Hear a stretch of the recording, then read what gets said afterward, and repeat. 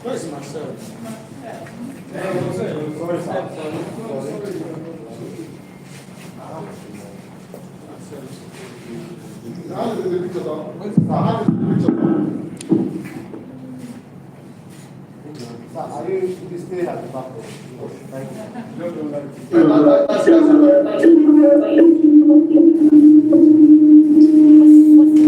All right.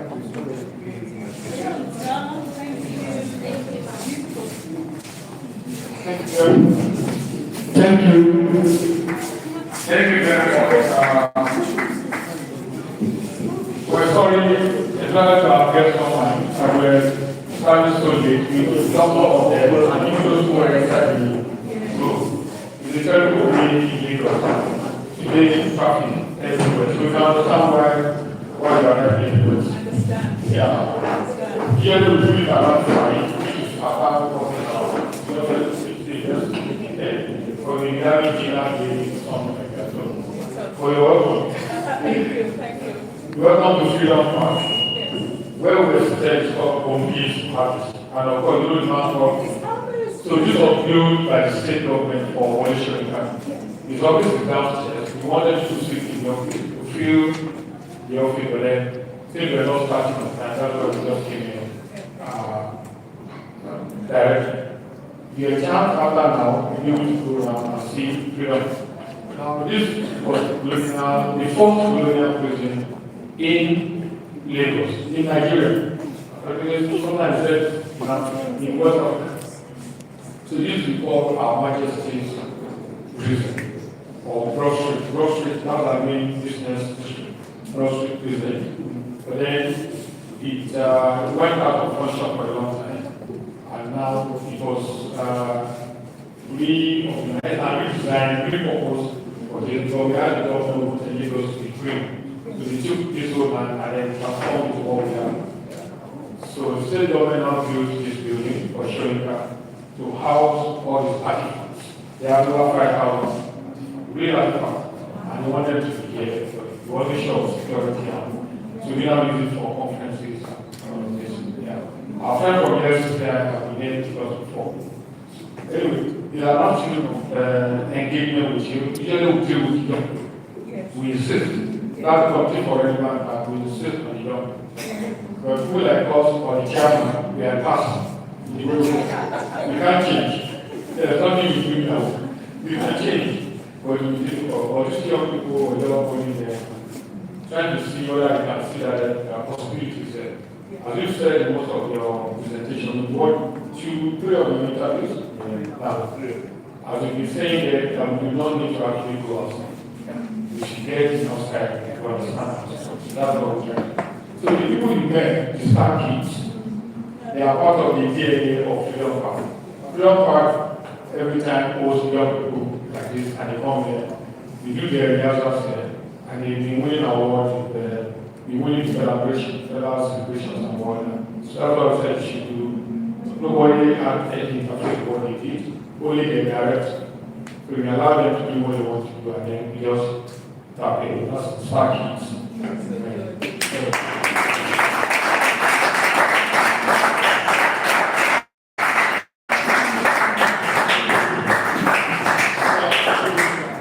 Our writer is a multiple award-winning writer. He's won won the African the Gate Prize for African Writing. And the book that when the scholars was shortlisted for the Folio Prize in 2015. So somebody that we know in the family. If I go to the camp, probably will have met you as one of my functions, one of our top writers in the house. So we are the friend of computer. So we'll be discussing the book Dust. But the most important thing is to have an engagement with her, to understand what she is saying, and we're recording, we share on our platforms. But I'm not going to, you know the meaning of Agbaye? You don't know. Agbaye is a big man who is not supposed to be here for the doing.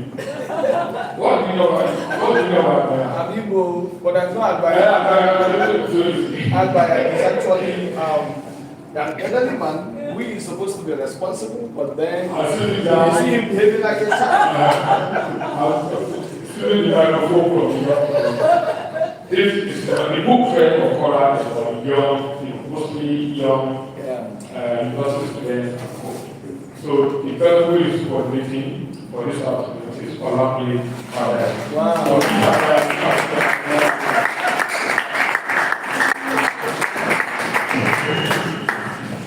Then he got credit this degree 2 years ago.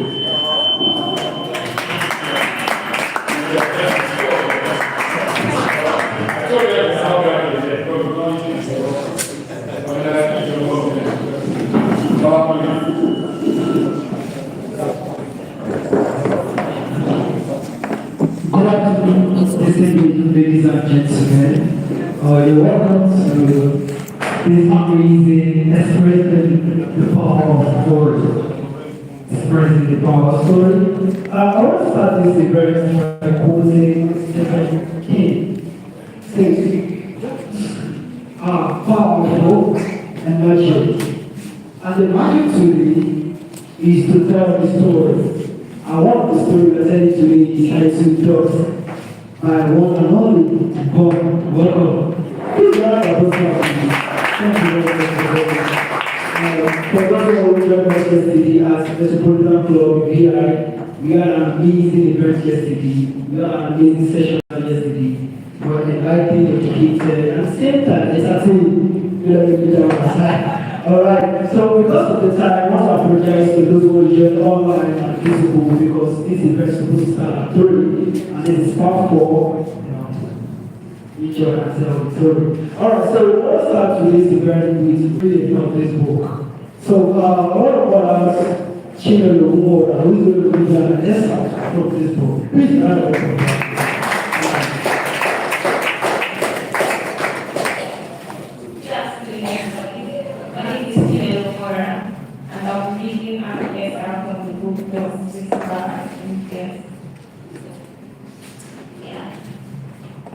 Late 1961, at about midday, a native aide to Hugh, a recruit of the tribal police, drove his black car up to the naive Bashar's farmhouse. The man was square-faced, tall, and thin. His thicker mustache set off high bones. His skin was heavily velvet, and when he spoke, his voice rumbled. When he looked at people as he did Celine, they wondered what he saw that they themselves could not recognize. What are you looking at?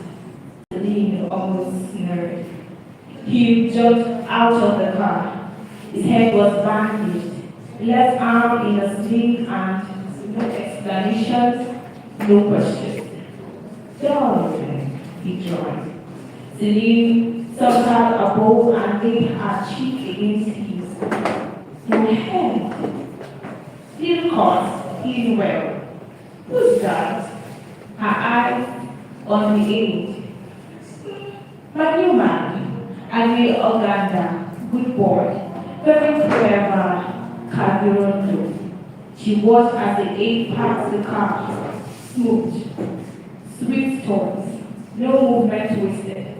He got out of the car, wiped the door handle with a white cloth, flicked invisible particles from the windscreen, checked the tires, tucked the clothes into his pocket, then turned and saluted him.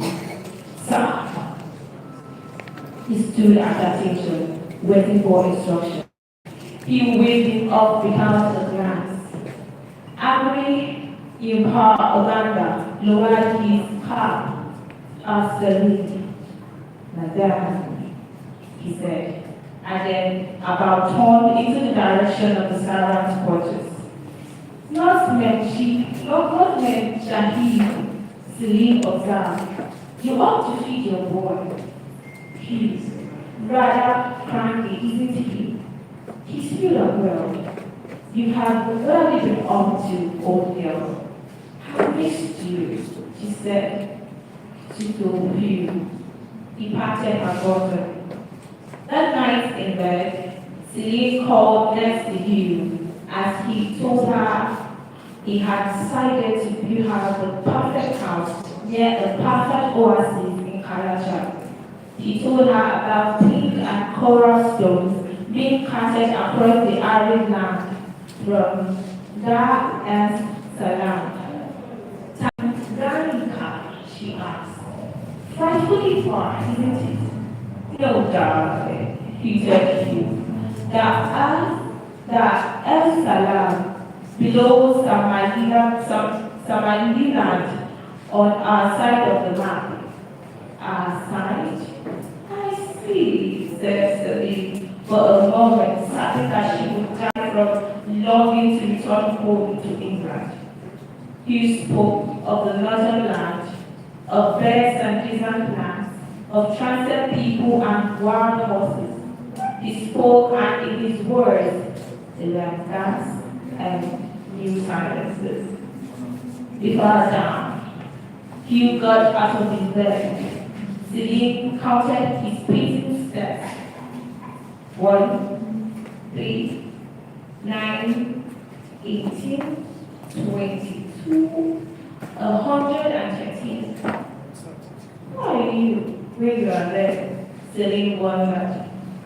Hugh struggled to recompose an interest in the negotiated life, but at any time of the day, Celine found that he had stepped onto the porch to stare at horizon beyond the lake. When he was not painting, he was going for a walk with me park, journeys that started at dawn and ended after dusk. Who are you when you are not there? Celine observed tea and an experimental tangerine sponge cake. She studied Hugh and his clear-eyed insistence, a wild laugh of an. She started a very raw hunger in his eyes as he watched her. He muted the gloom. Celine avoided her husband's gaze, but now, if she brushed against his body or touched him, it was with the mild scintilation of the healing parties with the stranger, committing adultery with one old husband. Committing adultery, a grand dream. When he was on one of his walks, she returned to the scene of his drying artwork, her finger over the thick, dark brush strokes as her eyes studied the jagged lines. Thank you.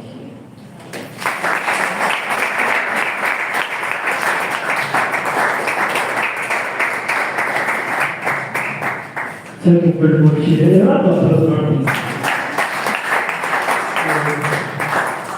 so sorry, many people are complaining about the babies of my voice. Because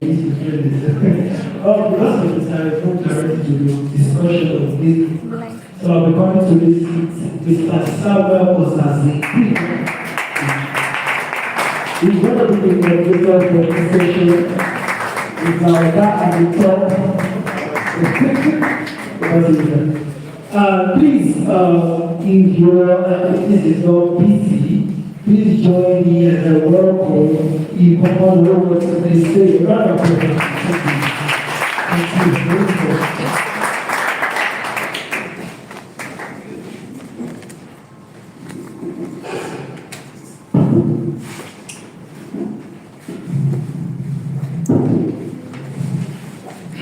Good evening, ladies and gentlemen. I don't know if you can hear me properly. I hear my voice loud and clear. Thank you so much. It's an honor to see you again after your presentation yesterday the OML management lecture series. So I am going to spare you today. You did still remember do well. And again, the fireworks do not even come from the alone. We have the national Nigeria's security writers of the national academy, and we need to learn support some of the questions, a range of questions I have for you. And I know that she's very business appreciator.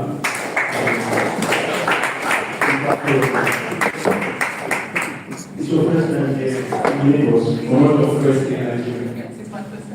You know, like I said, Lagos is the microcosm of Nigeria. So you've not been to Lagos before, you've not been assumed that you've not been to Nigeria. So welcome to Nigeria. Welcome to Nigeria. Yeah, I don't know for how long you've been here. But before I comment on my fireworks, I'd like to briefly discuss about so insight into our personality. Yvonne Ayambo or the name still sound familiar. Like Ayambo sounds like an Igbo name, Yvonne because it was a general name here. Yeah. Since you've been here in the past couple of days, have you had culture shock? Is there something distinctive or peculiar about Lagos? Okay, before I answer that, I want to say thank you all. Your welcome and hospitality and everything. And the young people, you guys absolutely rock. You're absolutely rock.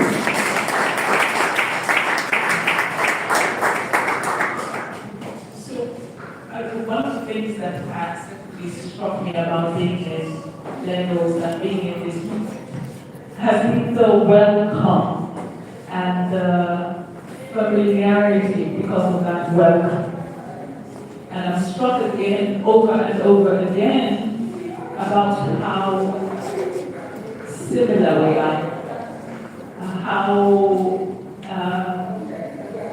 there's something of the common essence, of the common heart of the African that we don't really pay too much attention to.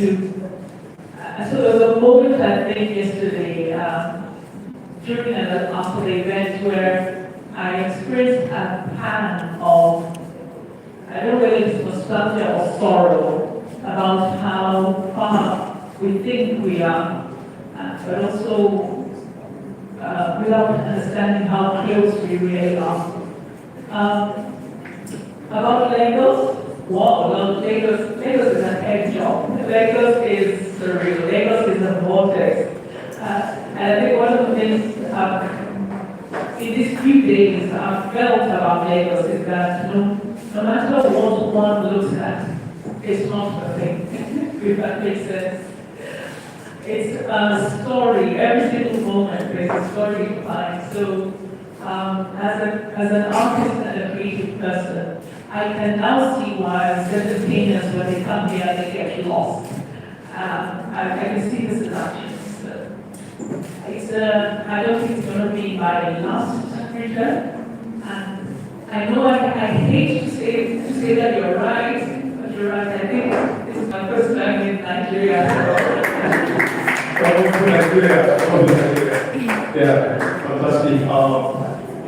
Just like a form of reminder, Yvonne Owo is an international academic writer. She's not just a writer. She is the voice of the voiceless, a scholar, right? And an activist. She speaks truth to power with all form of audacity. That is one thing I find so interesting about your courage to say the way it is to paint that picturesque impression of your country. Yeah. So That is the best way I can get. I want you to read that. It's a privilege to have you here and get your questions ready. But before we dive into the thrust of this conversation, I'd like us to begin with Ivan reading with an excerpt from this wonderful book, our object of focus today, Dust.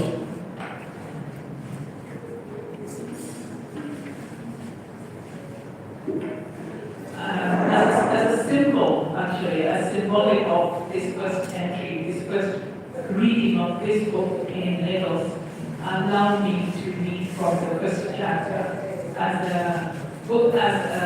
gesture and a gift to the moment of beginning and to honor this time. It's from the prologue. He leaps over two fire-painted blossoms resting on the stark, cracked city pavement. Roused, these unfurl into late Christmas season orange and black butterflies that flutter into the violet shade of a smog-encrusted roadside jacaranda tree. A thrum becomes a hum, becomes pumping footsteps, and soon he is entangled in a thicket of jeers and tossed grey, black, and brown stones as he flees toward a still, distant night. It is said that in combat, some soldiers shoot over their enemies' heads in order to avoid killing them. Some don't even fire at all. Moses Ebewesi Odidi Oganda's finger trembled on the trigger of an old Chinese AK-47. He hurls the gun away with an ugh. The weapon spills across the road, a low-pitched natural noise. From behind Odidi, a wail. Odiman, cover! Other chords of voices echo. How? There they are. Go away, kill them. Where is he? Thieves. Odidi runs. 3 weeks ago, the rifle was in the hands of a minor Somali warlord turned Eastleigh-based vendor of off-season Turkish designer women's wear. The ex-warlord had given Odidi the weapon as compensation for camel water songs, which Odidi had planned inside the trader's shop. While he was picking up lacy feminine things for Justina, his girl, Odidi's music caused wistful chirping sounds to come out of the refugee, lamentations for lost happy pastoral yesterdays. The taciturn man had approached Odidi. You sing as if you know water, he said. I do, Odidi answered. These were our old songs. How did they find you? A visiting man. He has a name? Odidi paused. That name came with a torrent of fairy history. A curt reply. Ali Didahada. The audio only the warlord named at glance. No, no. Odidi frowned at yellow, pink, black, and red panties of too many lands. The train leaned forward. You know the song Command of the Sky Camel? Odidi had waited before whistling an overture. The man had pounds on Nostanda's lyrics and belted them out. They had then ventured into and mangled other water songs. An hour later, as Odidi was paying half price for Justina's fripperies, the ex-warlord had muttered, wait. He leaned down, kept up a canvas and newspaper wrapped, hard, four-part object, and closed Odidi's hand over it. From my heart, open it alone. God shield your song and your wife. He got tears on his face, partly of relief because he had also offered with a problem. Now, go away. The swing man will be more howls. Odidi runs, not feeling the ground, soaring, swish, zip, pop, rattle, bullets, grunt, thud. A man falls, rat-a-tat-tat, screams. Odidi runs. Tears flood, terror, rage, love fuse. The fallen ones are his men. Guilt, fury, sorrow. The sound the captain makes when he falters and loses the team. Still, Odidi does not go for the pistol strapped to his chest. Odidi runs, strength in his arms, his lead pistols. He sprints down Hale Selassie Avenue, jumps over prone, cowering citizens, came raining down upon them. It runs through the stench of decay, the perfume of earth hoping for rain, habits and dreams of Nairobi's people, smoke, rock, trade, worry, residues of laughter, and overbrewed capacity or ignorance. Wow. Thank you. Yeah, I know we have quite, she's going to be coming up to do a lot of, she did a lot from the book, so that was the question raised. Now we are going into the full discussion, In literary criticism, most critics, for context, they love to look at it from three critical dimensions. Look at the body of work or author, from three critical dimensions. First, look at it historically, and remember what you said yesterday, that history is your palette. Like it's sort of a launch pad upon which you draw your inspiration or you are highly informed by the history of the people. Another aspect that literary critics look at work, so that's what you're doing here, what does, is, cultural context. Look at it, the social, cultural, political context. Where is this person coming from? And the third part of it is authorial context. Who is this author? What is or what are her experiences in life? So these are the three cardinal points to which you look at this work today, and for what you said yesterday, which really piqued my interest. Your interest, profound interest in the history of East Africa, Kenya specifically speaking. And of course, we know that the whole of Africa experienced colonialism in different dimensions. That of Kenya was quite brutal and different. So I think that gives us peculiarity to the history. So I'd like you to kindly take us through the historical context of this book, so we know from where your idea really sprang from. Thank you. Thank you very much for that question. This book actually came as so I will be very honest with you. So the first version of this book, when I presented it to the late Madam Awainas, it felt like a polemic. I guess it was a polemic, because when I gave it to him, he said, Yvonne, he used a strong word, he said, Yvonne, this is crap. And I guess what happened was that the first version of this book was around Kenya's 2005, when we went to a referendum. And I remember when we were going through that referendum, it was linked to, a change in the constitution. I remember that the information that the newspapers were giving us was very different from what I was hearing on the streets. What I sometimes do is I walk the streets to eavesdrop, and that's the eavesdrop of what my people are thinking. And if I were in Lagos, that's what I do. That's how to get a sense of the feeling of the place.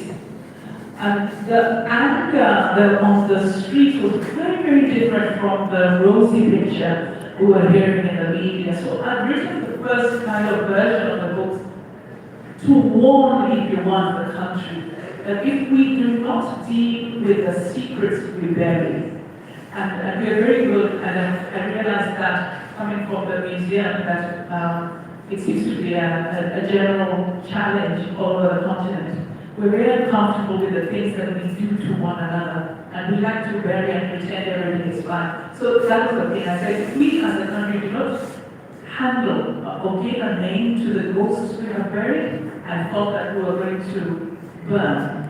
And to even think that Kenya would burn would have been very controversial at the time, because we used to delude ourselves that we were an island of peace in a sea of turmoil. And we kept saying that about ourselves, right? Fast forward to 2007, 2008, the election is contested, and we literally set our country alight. It was a frightening time to be confronted with the idea that you can lose your country that easily, just like that. And we've never seen that, I've never seen our people. But the anger was so deep, and the rage was stemming from this that happened 20 years ago. My late father was very kind of, I kind of consider a very resource man. I didn't like Papa Omolai, a man of class and taste. But in the morning of our country burning, I remember going to university that he did something. But he was watching the country burn with tears in his eyes, and he said, "This is for Tom." And by Tom, we mean Tom Weir. And at that time, Tom Weir had been dead for more than 40 years. And I think 40 years later, this is now when he is able to cry. As a lot of things fold in that particular moment. The summary of it is simply that around that time, because you can imagine the country was in total shock about what was happening. And the politicians were nowhere to be seen. The politicians that had caused this were nowhere to be seen. And 8 very foolish writers, the late Yamanga showed up at my gate in a taxi and he says, "You are not going to sit in there while our country is burning. Get your things, we are going to Eldoret." Eldoret was where a lot of the terrible things were unfolding. Like I said, 8 very foolish writers got into 2 cars and went down the highway to Eldoret. And it is there that that was a turning moment. It's a very important moment because it's from there that this story is born, because we ended up in the cathedral called Christ the King. And it was headed by the Archbishop, the Bishop there, Bishop CORA, who, when we drove in, had literally walked in, carrying his rosary, and 70 people behind him. They had walked through the night, armed only with his rosary, and he was the only one going around seeing people who were under attack by our own people. It's the first time I saw my own people, Kenyans, as internally displaced people. I think for me, the abiding image is a probably 19-year-old grandmother who had run away with just her slippers and her cat. So the cat was playing around her, and she was just sitting bewildered. Maybe a civil servant came over and said, "Madam, we haven't heard from anyone in Nairobi. Please go tell them that we just want to go home." So, and it was a moment for me. There were 2 things that happened. I swore that I would never, ever, ever participate in the silences of my country, if this is what it culminated in. And number 2, I realized that as long as we are conscious of ghosts, of the things that our nation buries, I would no longer be a coward, and I am a coward in that way, but I would never be quiet about the demons that I see, because I saw what it had done. And it took another 2 weeks for the politicians to say it. Actually, now that's when Kofi Annan shows up. Actually, the rest of Africa literally showed up. And that's what actually saved my country. Oh, and that made me a Pan-African. Yeah. Thank you very much. Very elaborate. One of those that you want to interrupt because you basically went through like 5 questions. So I think so far we are doing well.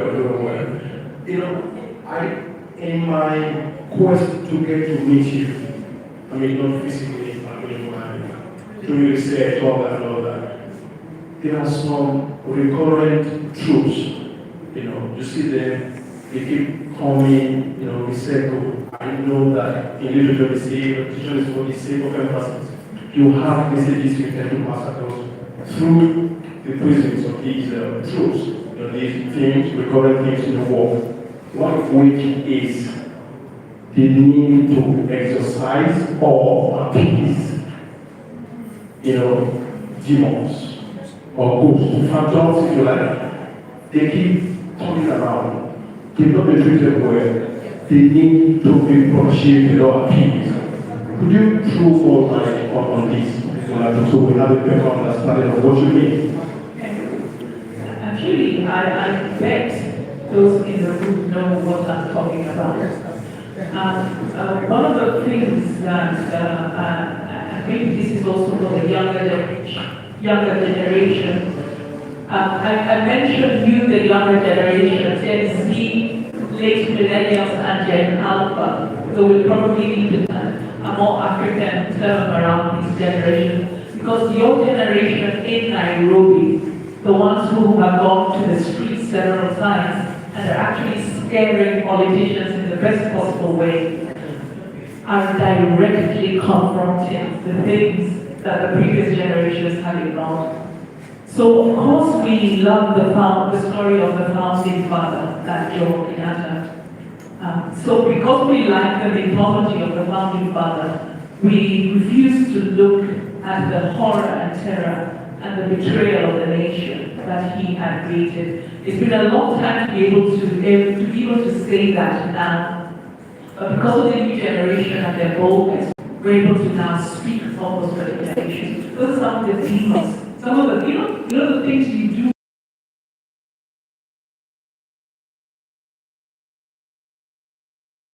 And then bury it, and hope that it will go away. In Kenya, we have an expression, accept and move on, even though there are thousands of dead bodies. Accept that, bury the bodies, and move on. There's always tomorrow. But my experience with, now you're asking about the ghost, my experience with going to Eldoret, there was one incident, and you've probably seen it, the burning of the church, where young men were accused of burning children and women in the church in a place called Kiambaa in Eldoret. We met some of those young men, and these were, and I emphasize young men, but their anger was about something that had happened in their father's generation. The fact that the land had been taken from them and given to others. The fact that the land of Kiambaa had a different name. The fact that they had been, their grandfathers had been displaced.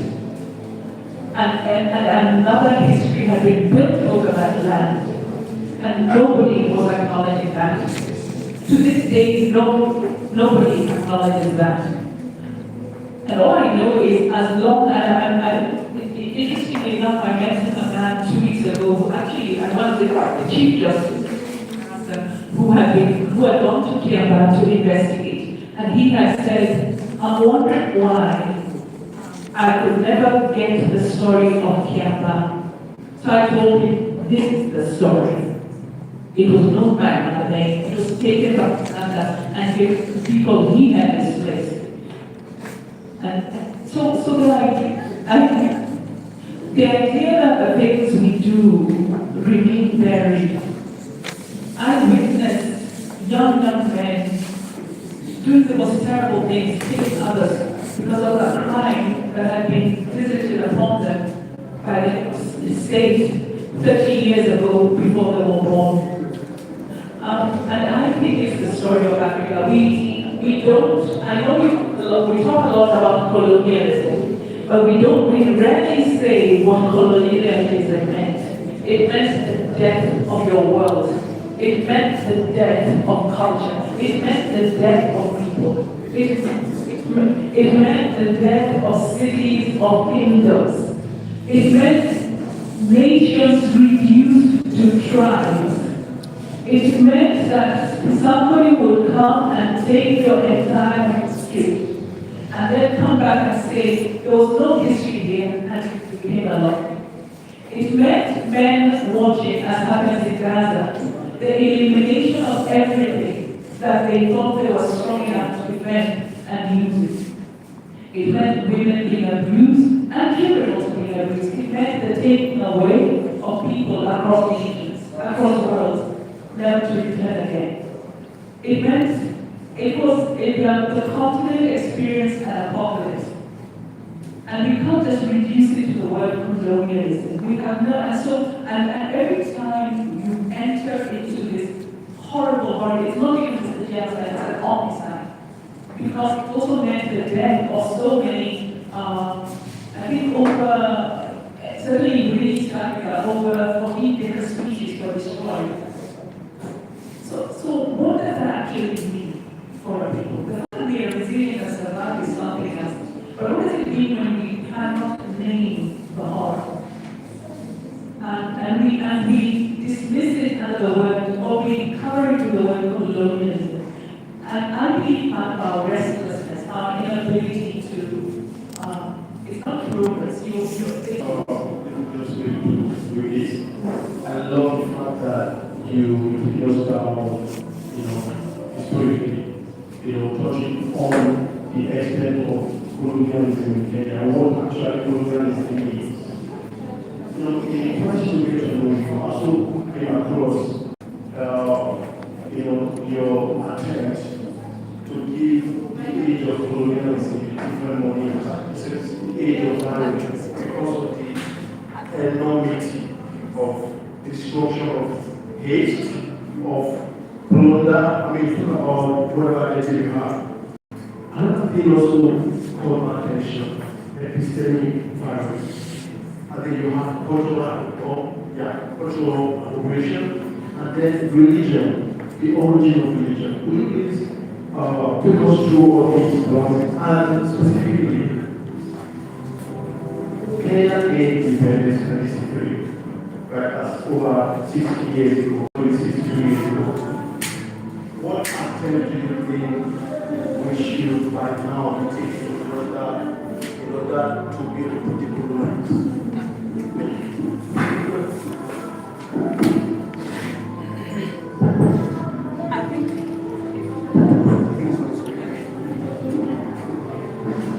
I think let's not confuse the performance of flag raising ceremony for independence.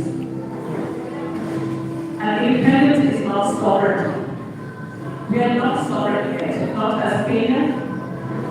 And I don't know Nigeria very well, but from what I see, lovely Nigeria island. But I think economic infrastructure, which is actually used to motivate, initial motivation for the invasion of the continent, is still very much lost in the hands of other worlds.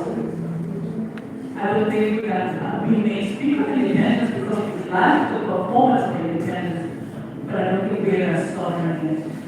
So, I use the word decolonization simply because it has colonial in it. And one of the things I found when I was hanging around Europe, I don't live there, but sometimes my work is there. I found that quite a few of my Western colleagues, European colleagues, love the conversation about decolonization. They love it because they're still very much in it. And I caught on to something. When I did one of my keynotes called Derek Shots in my family, where basically said, you're no longer, I was speaking to Europe because they asked me to speak. I said, you're not relevant to our lives. And the last line was, please leave us alone. Do you know that elicited such a kind of violent reaction? Why? Because I said, the future of Africa does not involve you. And imagine these people who said they don't want us were saying, how dare you think Africa can live without us? That's why that calls on the fact, the colonial roots we still talk about Europe. So I know this is about decolonization. I put this on. And if Europe asks me to speak to the school, that's something they eat. I shout at them and they keep calling me back. And I'm going to ask them, you guys, you figure out why. It's not about your guys. It's not my job. It's not my job as an African to give you atonement or forgiveness. It's not my job. You guys figure out why. You sent your spirit. So many of you travel the world as sociopaths and psychopaths, committing murder, plunder, and mayhem. It's not my job to figure it out. That's your conversation. So that's my conversation. When I'm there in Europe. You ask what do we need to decolonize, and I'm using it just in respect for your term. I think Nigeria experiences also what Kenya and Ghana went through. The removal of history from the curriculum. By the same people that removed the history from our school curriculum. It was funded by USA and the British Council. The removal of history supposedly to improve the streamline education. While history is still very much in the curriculum of all the major countries of the world. We need to return and explore and find our stories and our long history. I bet if I find any Nigerian telling me that Nigeria's history begins when what's that? Okay, I have to be polite because in Nigeria I say that years. Anyway, you know that. Sure. And that tourist who finds the river at I can't believe it, was discovered by such nonsense. You think of the madness. When you go into somebody's country and say you discovered, it's an insanity that we have tolerated, right? And right in our history. The history of Nigeria starts before it's called Nigeria. And if you cannot claim our long history, 2,000-year-old, 5,000-year-old histories, we imagine that our lives begin only when the Europeans show up. That's our stupidity. It's madness. That's all lunacy. So, but you know the benefits until you find it. So sometimes you have to look for it because it has been kept away. You'll find it in the archives in Europe. You'll find it in the archives of the British Museum. But to enter into that history and reclaim it as a lineage, yes, the British show up, but that's part of the long story. And once we enter into the wealth and the depth and the richness of our lineage as a people, inhabiting not just the continent, but inhabiting the world, I wonder how many of you Nigerians know how much the trade routes, the trade routes of this part of the world was so designed by Europeans that actually one of the major points of their economy to get control of trade routes, which had a great cultural reputation but a global resonance. And but to understand that to reclaim not only those trade routes, but to reclaim the history of those particular words. And I will say a lot of things, but I say start with history. Please start with history. If you're an economist or a mathematician, please start with history. In Kenya we say quantum. That means, in fact, the mathematicians. What do you know about the history of fractal geometry? Do you know how Nigerian it is? How many know that? I can't believe. I know it's looking at their hands. Fractal geometry comes from this part of the world. And this fractal geometry, the one that shows up in the world as a whole kind of, what do you call it, the whole knowledge of the whole idea of fractals are informed by what people now practically. And if we are sitting in this audience, if we don't know that, we don't know that. That's the problem. Thank you very much. Wow. I think I was expecting you after the elaborate explanation. You're going to touch briefly because of your Catholic background. You're going to touch on religion. Yes, please. Again, another question. Who was it? The person who gave the answer yesterday is not here. What is the oldest Bible in the world? Yes, the biggest Bible. That precedes that of Europe by over 500 years. How many seas, when the apostles left, at least remember that there was no separation between Africa and what becomes the Middle East. Those are recent terms, those are 19th century terminologies. The Suez Canal did not exist. It was created to create a route to Europe, but also to split Africa, so that we could say there's Africa and the Middle East. There never was the separation. Let's start from there. Look at the geography as well, okay? Another question, how many seats did the apostle establish? There's the seat of Peter, which is Rome. Where is the seat of St. Mark? Where's the seat of St. Mark? in Alexandria. No, pastors they have. In Alexandria, Egypt, and the seat of St. Mark is another leading, another apostolic leading that informs the Ethiopian Orthodox Church, the Ethiopian Eastern Catholic Church, the Nubian both Orthodox and Catholic churches. So the idea that people who got Christianity 500 years after the African race came to bring Christianity to Africa. There is a certain lunacy in our accepting and receiving that and turning it literally, forgive the pun, into the gospel. St. Augustine's coronation pictures feature a black man. He was a black bird. Of course, over the years, he gets lighter and lighter. Tertullian was black. There were 3 Catholic popes that were from Northern Africa. There were also, because race, the color of one's skin was never an issue. There is a saint that every single Roman emperor, Holy Roman Emperor, had to go pay allegiance to, Saint Maurice. Look him up if you have your internet. He was one of the first saints because the word designate where he was asked to renounce Christ and he refused. And every time he refused, the 10, 1, 2, 3, the 10th person would be killed until he was killed. So because of his bravery, courage, and his standing for Christ, every single Holy Roman emperor, before they were crowned, would go pay allegiance to his relics. And so obviously, overtly black. So our problem, it's not even about globalization. Our challenge is this. First of all, my Catholicism, my return to Catholicism, it was an absolute reformation, right, of the wholeness of that which, what do you call it, is also my heritage. I call it my heritage and apologetically. Right? And you know that, and others can claim theirs in their particular way.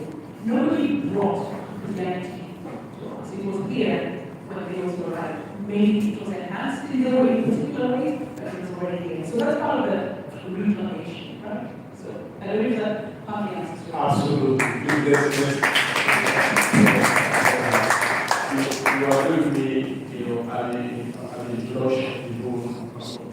I did say that everyone is his call. But you can see that politics is called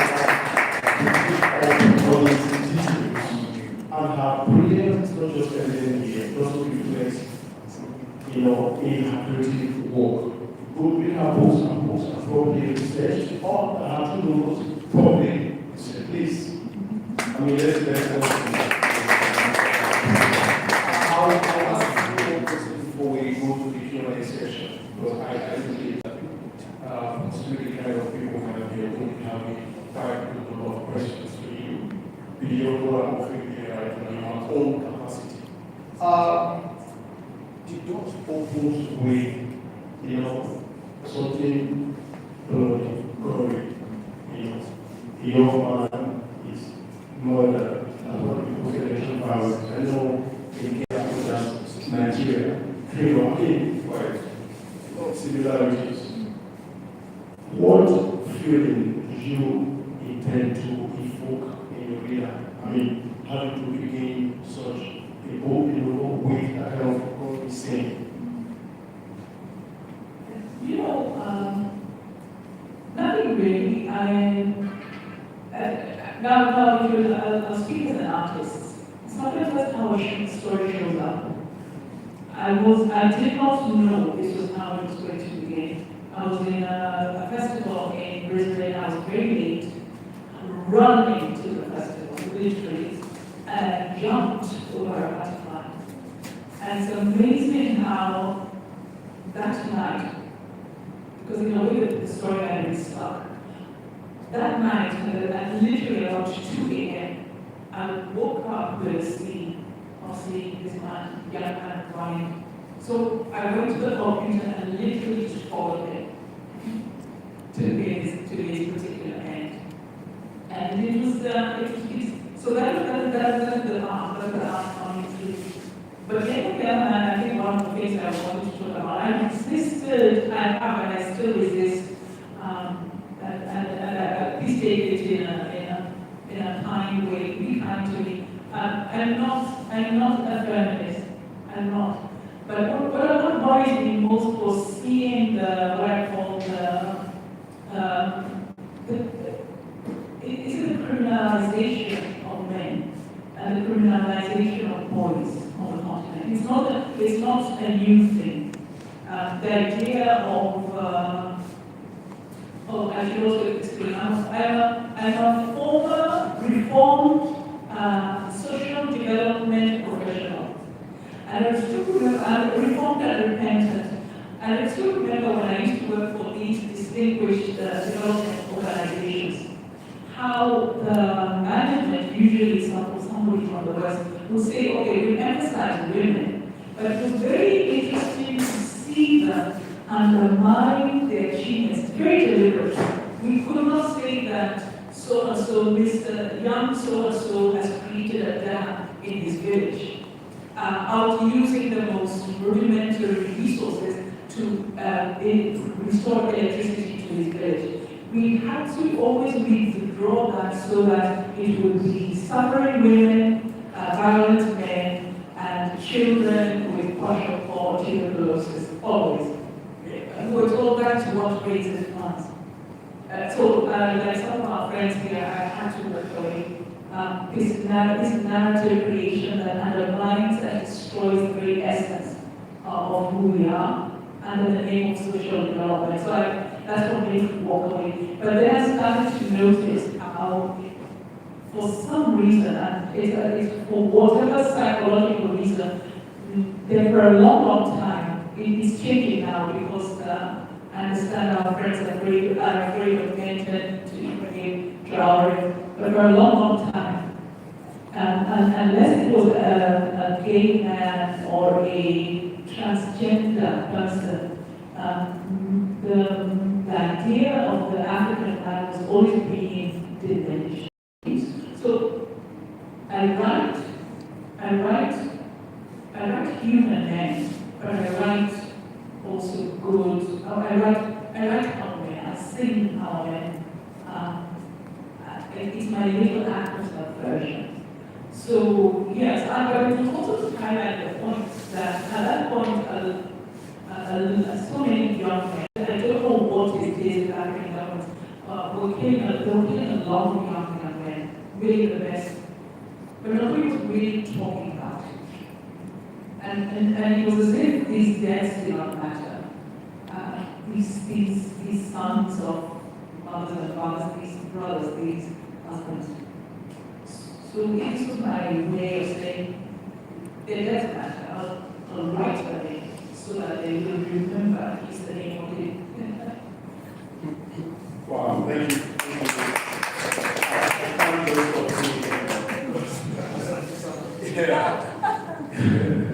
Your answers are quite satisfactory. I'm going to ask you another question from Mr. Kole Adil.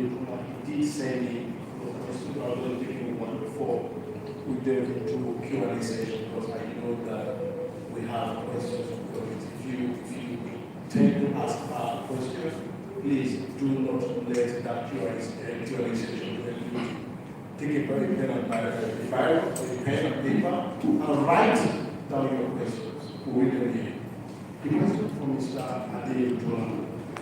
I mean, he has a question, I don't know, maybe one or two. I start having it goes like this. On your walk and setting, both dogs and dragonfly see millions 2019. They are currently set in Kenya. Could you discuss how the Kenyan landscape, you as a landscape poet, is that, description? Landscape history and people shape the narrative and thematic core of your novels, and how you approach making some specific setting accessible and universal to a global leadership.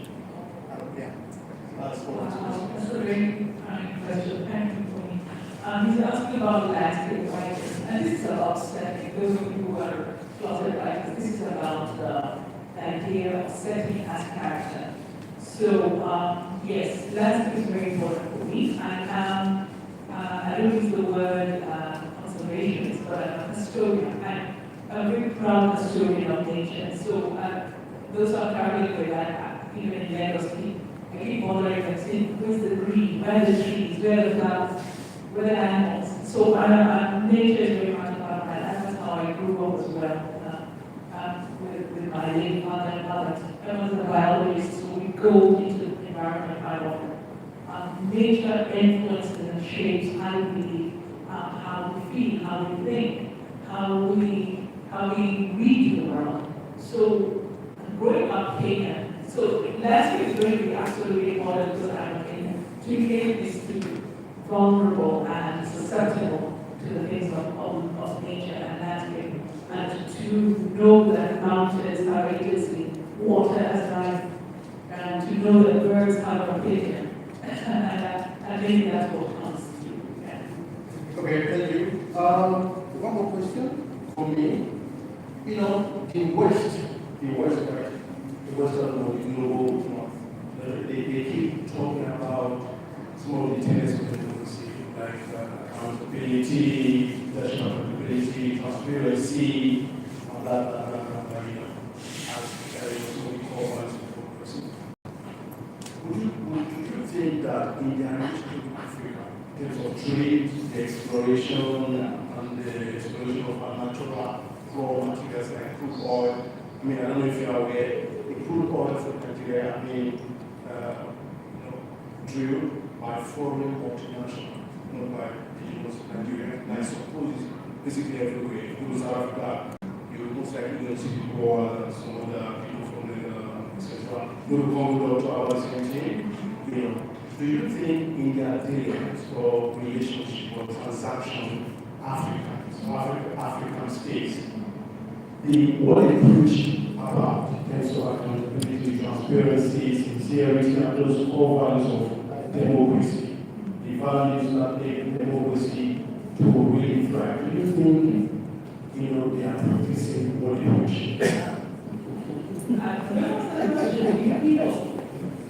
What's your answer? Yes or no? No. Of course not. No. Of course not. Remember yesterday, your first question was, has Africa achieved independence? And I said no. We've achieved the performance of a flag-raising ceremony. But we haven't achieved sovereignty. And the main sovereignty that we need, whether we have never, actually anyone who has touched that has probably ended up dead, like people like Sankara, is economic sovereignty. So let's start from that. So the age of atrocity that some of you call colonial has never ended. It was a war that has never been declared ended, by the way. You know that. That's one. Number two, yesterday we were talking about everything is a story. Democracy, as it is peddled to us, is a story. It's a story. Accountability and transparency. If I ask each one of you and say, what is accountability? Every single one of you is going to be made an announcement. And it's packaged, and a storyteller so I know how to do these things. It is packaged as if it is universal truth, as if it is dogma. And we are the idiots to believe it without interrogating where is this coming from. That's one. Number two, it's also, what does the Bible say? By their fruits you shall know them. By their fruits we have known them, and we still. There's a word in Kenya we used to get. In some those who look with their mouth like this, without thinking, you know these people have no interest in you. You know these people have no, what do you call it? How long? I know you said the West, but I'm asking, for how long will we be perpetual fools? Are we mad? Are we haunted? Are we possessed? For how long? If somebody is going to, what do you call it, fool you once, fool you twice, fool you 1,000 times, and then what do you say? Democracy. What do you say? Rule of law. And you see that everything has been suspended over Ukraine, everything that the whole thing has been suspended over Gaza and Israel right now. When? I don't know. I think the other question should be, what do we want? What do we want for ourselves? How do we want to govern ourselves? How do we envision the future for ourselves outside of these technologies? What are the intrinsic African ways of governance that makes the most sense? Thank you. This is the last.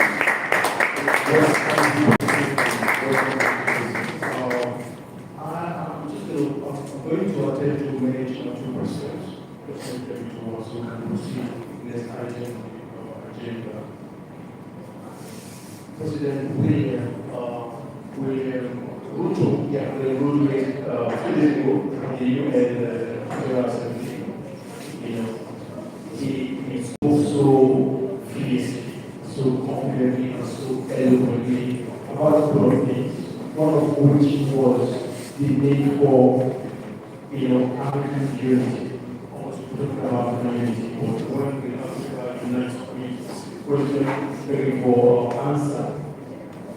Apart from the desire for African true unity, we also talked about the need for either giving loans to African countries. I don't know whether these loans are new loans, high risk, and the implications are quite great. We agree with you, I think, the way of moving forward. And my second question is this. The committee organizers of the Lagos National Festival, African biggest cultural activity that has gone for so many years. It's coming up to the November from the 10th to the 16th here at Freedom Park, full of Freedom Park, with literary activities, encompassing different demographics, children, adults, everyone will be here. And this question is from Secretary Mr. Tony Akelo's honorable.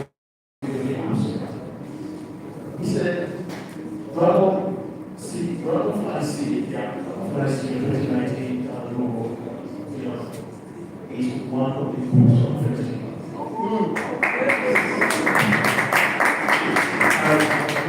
And he would want that, you are going to be part of discussion on November 15th.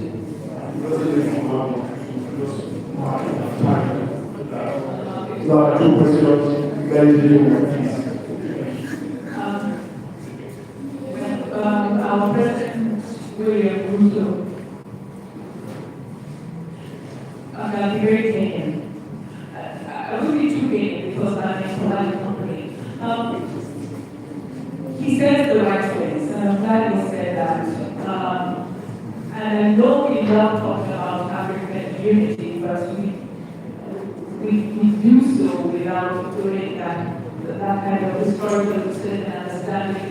We can't have a rhetoric about it. It has to come from this, based on actual a sense of a shared history and shared experience. Of course, I agree with the idea of a kind of connection, interconnectedness with Africa. I'll tell you why. Because if we don't, we are doomed. The West is coming back. Those idiots are going for war. They'll come back again looking for the same resources for us. As fragmented 54 states, we're never going to be able to manage. If these guys invade, Nigeria is not going to be able to withstand them alone. So it's a matter of, it's a necessity. We have to do that if we survive. China emerges as a new superpower, and it emerges on the back of its demographic. It's 1.5 billion people. The only other place that can match it is as the continent of Africa, and we are also as a collective 1.5 billion. So, I mean, people Eswatini with 1.2 million can perform the world independently. So it's a matter of survival. Maybe our generation can do it, but I hope new generation can. I hope that answers your question. Yes,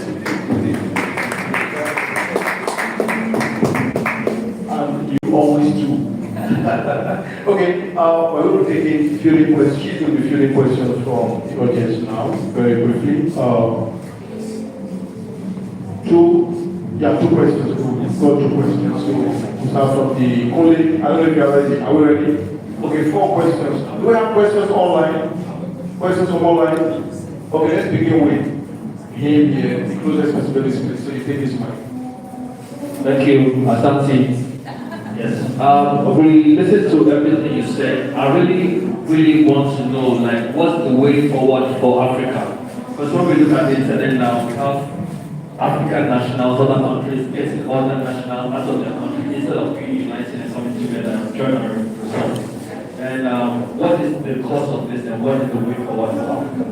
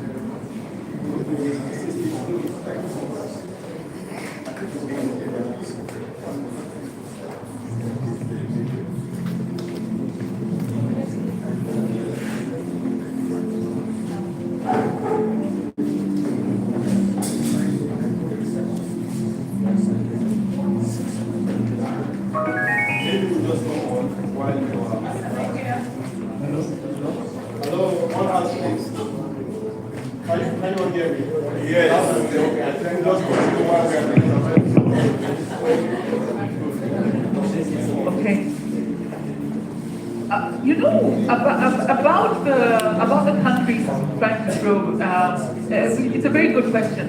I think you're talking about also Operation Tunula in South Africa.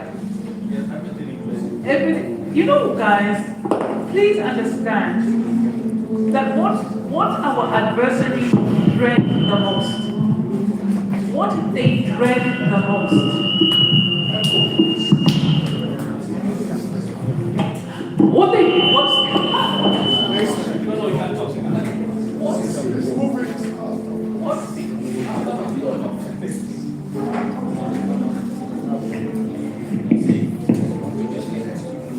what our adversaries dread the most is African unity. Please understand that there are these things don't just erupt out of nowhere. Please never make that mistake.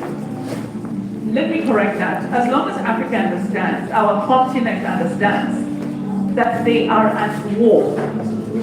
And that's something we always lose sight of. Let me repeat, if the war against the continent, the age of atrocity, the colonial age, it was a war declared that has never been made to end.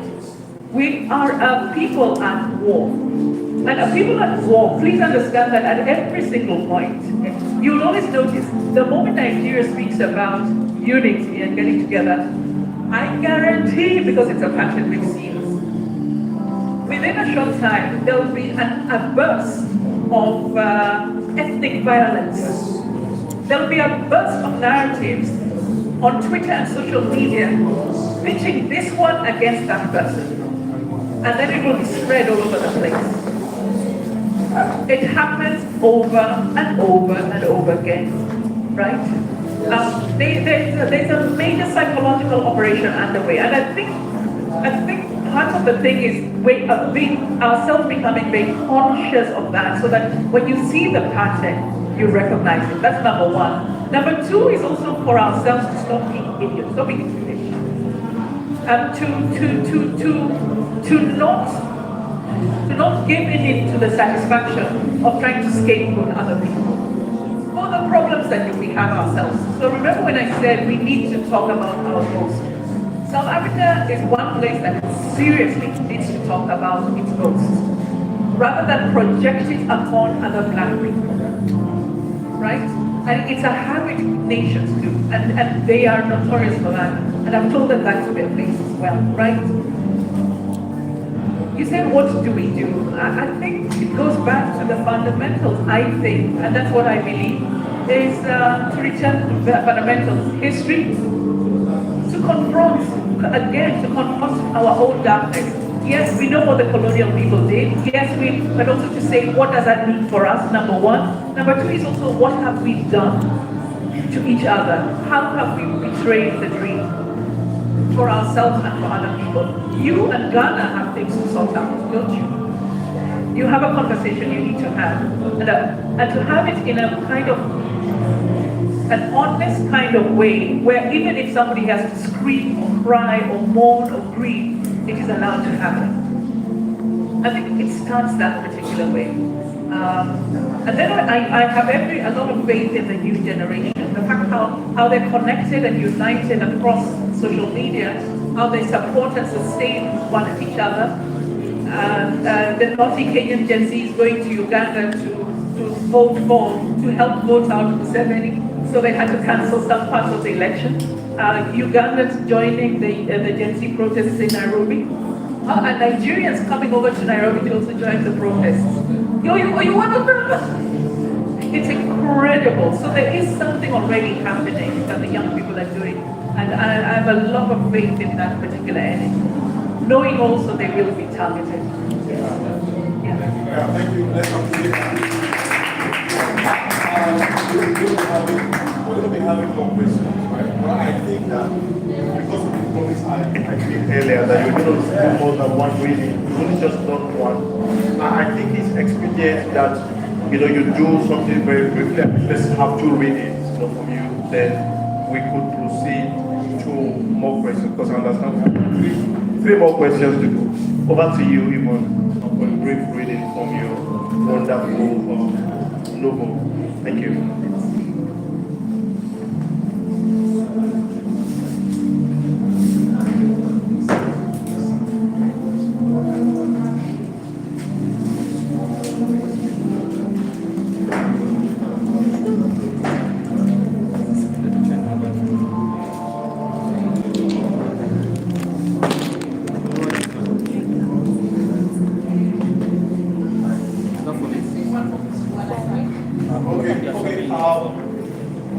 The next, who is the next one to ask question?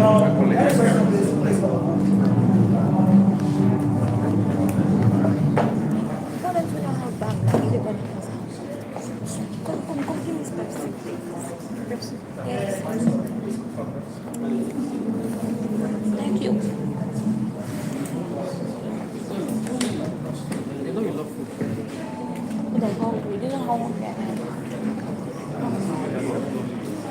Thank you, my good afternoon. My name is Kenny Bolotro. Having listened to all that you have said, I find it very interesting, and especially that you have visited history.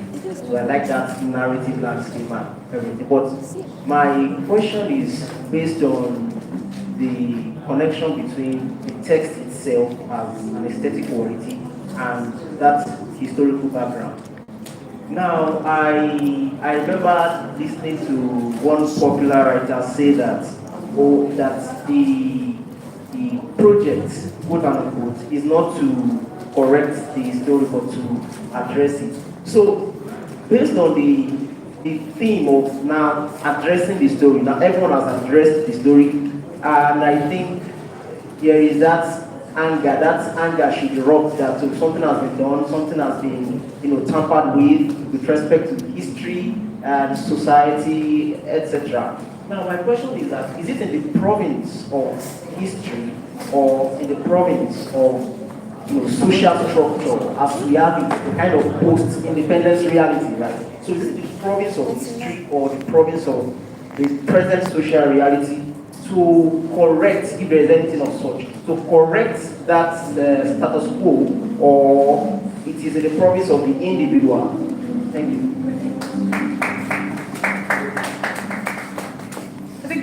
Thank you for that question. I think I don't think it's, how would I answer it? I would say all and, both and. Everything that you've said, yes, yes, yes. And to also understand that history also looks forward. Even in the process of the excavation of the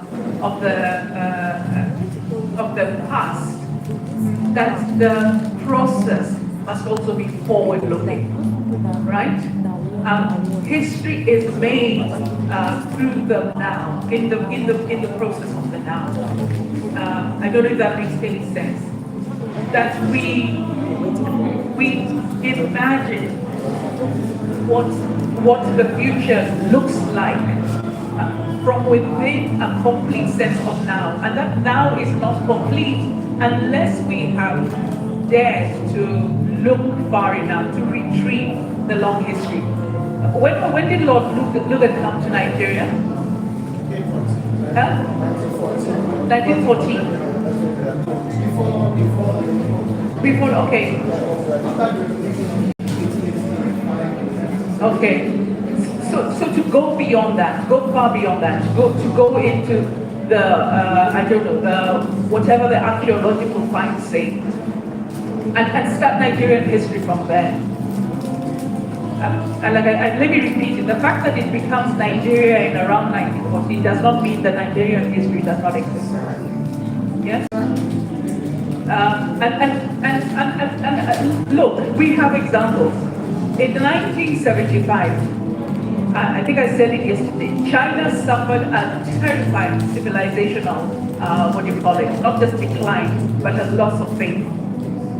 Deng Xiaoping realized what he first needed to do was to revive the spirit of his people by allowing a history that starts from 3,000 years, not from the time communist China begins.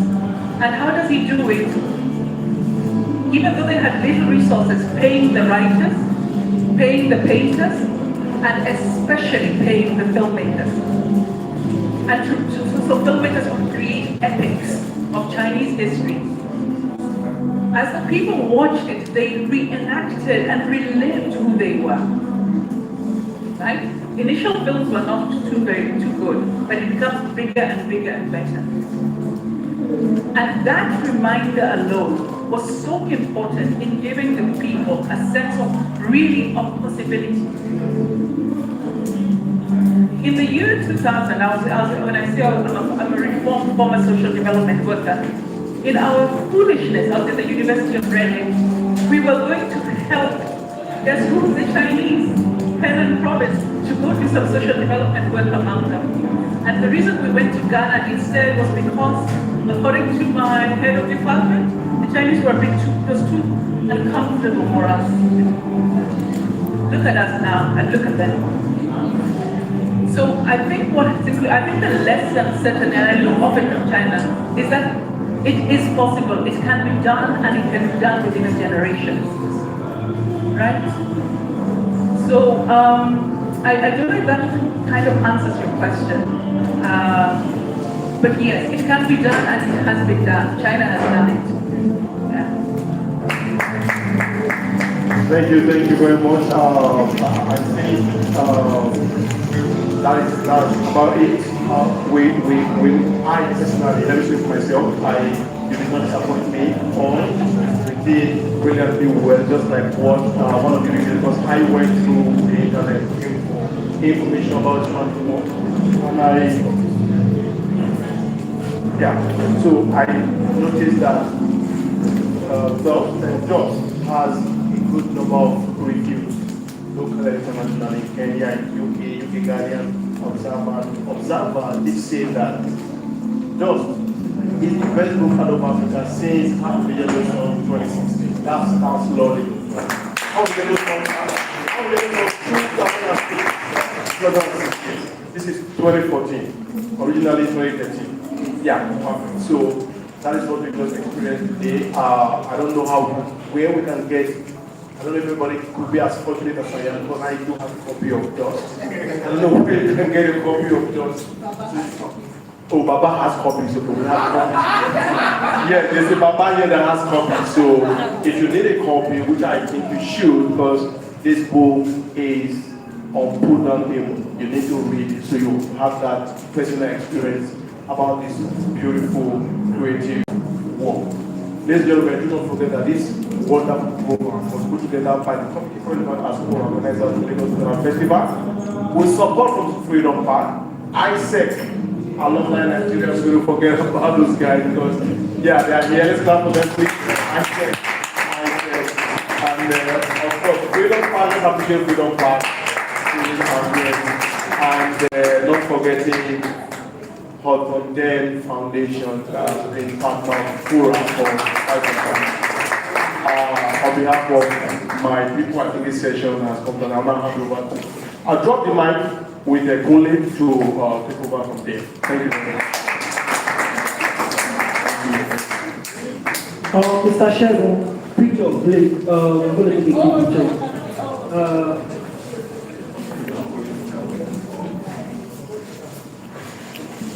Chairman, please, for the picture, and then we'll move on directly to. What's me?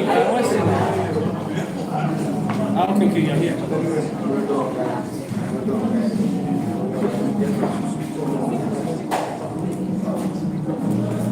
I'm not taking picture.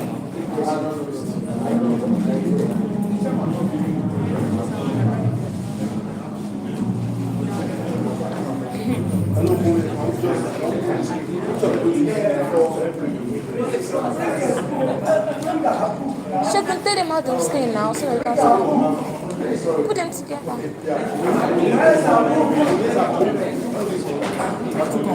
Okay. Just comfortable. They're actually blocking me, do you know that?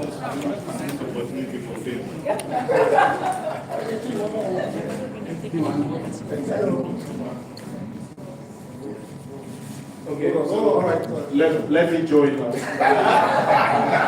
don't write me out of history.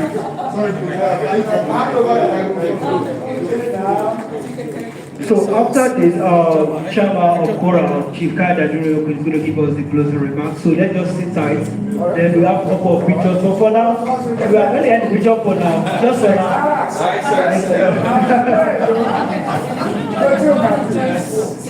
Okay, now I'll take it out. Where is Jalo? Bro. Where is Jama? Jama, come here, bro. Why you ready? We did here.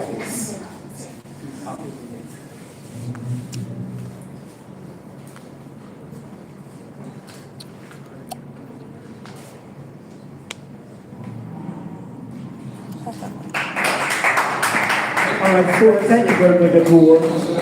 Please, let's go back to our seats. Let's go back to our seats.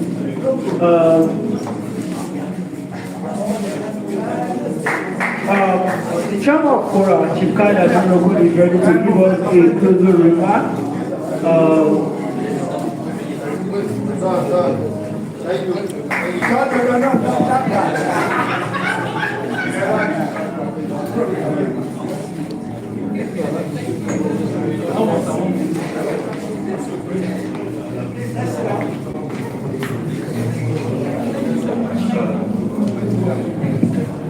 Very quickly, can I have your attention, please? Yes, sir. Good evening, distinguished ladies and gentlemen. Good evening, sir. Okay, I can hear feedback only from Chinelo. Good evening, sir. That's not like it. This is kind of encouragement I need. We've had a delightful evening. It's not every day you get to this. a vibrant lady like this. I've had a feast. Incidentally, I had the pleasure of listening to her give a lecture yesterday, and it was a bombshell.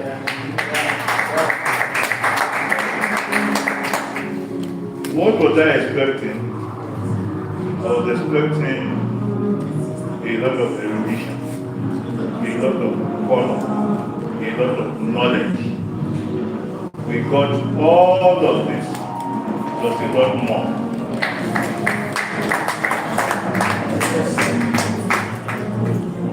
It was a feast. We only wanted to go and drink a little bit of water, African water, Kenyan water. And what he gave us was a flood. What surprised me is that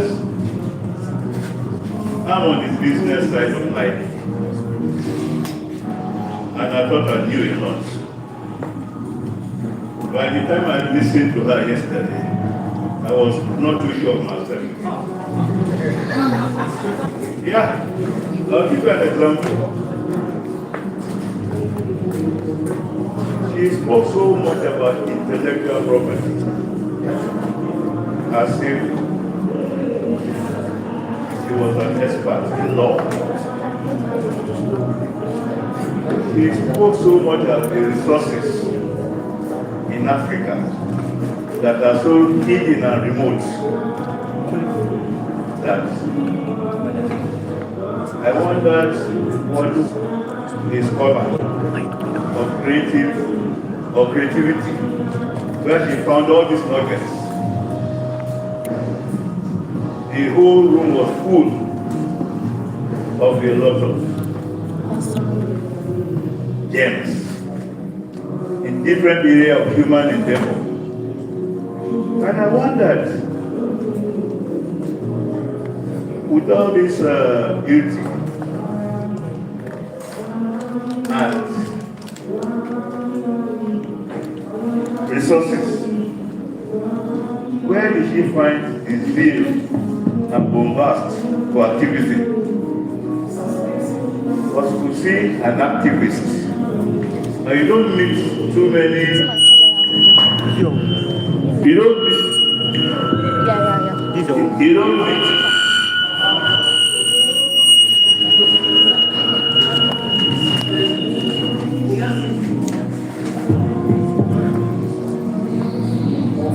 You don't meet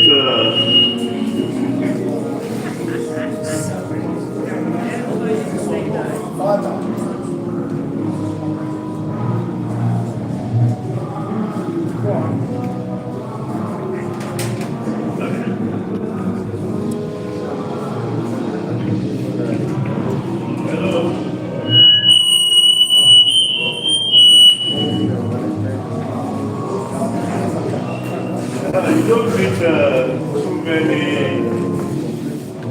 feminine soldiers every day. Yvonne is an extraordinary one.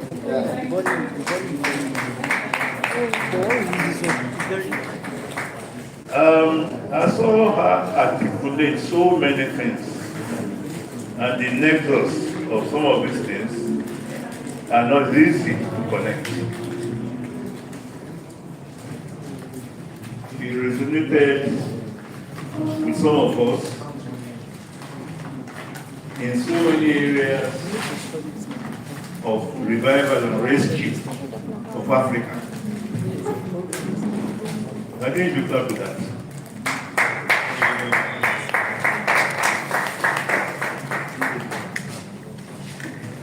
One of the missing dots in Africa is the resolution and revival of so many broken points in our history, in our civilization, and our quest to find a way forward.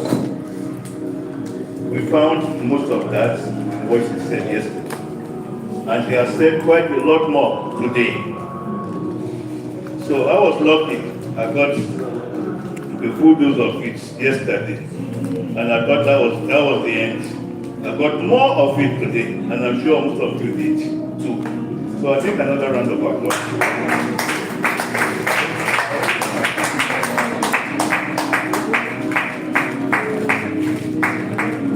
In the Yoruba language, we will say Okari,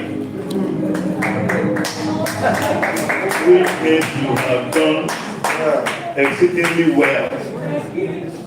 Please tell us what it is said in Kenya. Hongera. There go.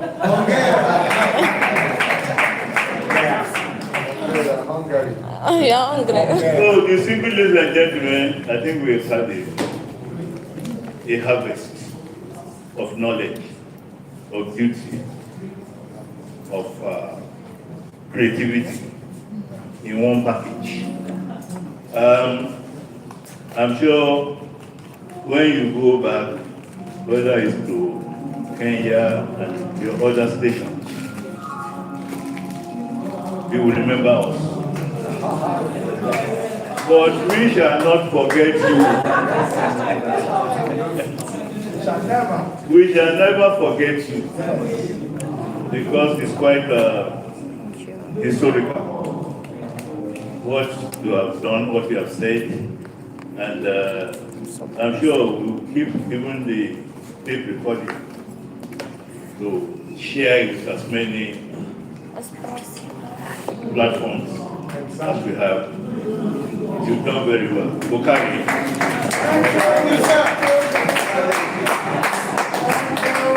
Please, a round of applause for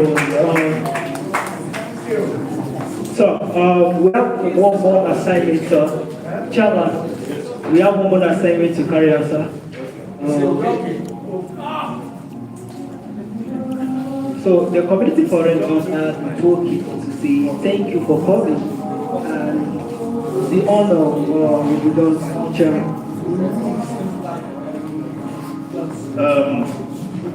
I want to respectfully invite Yvonne again.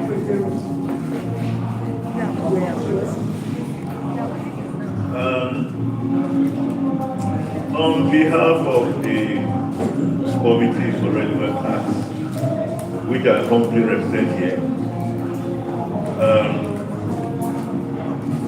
we normally should have a bigger house, but I think that on account of even the traffic that we encountered today, which probably will remind you of Nairobi.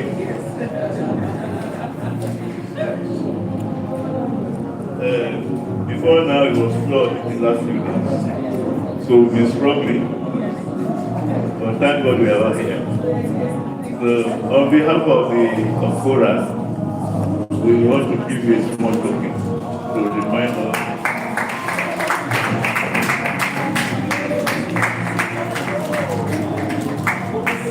Yes. Thank you.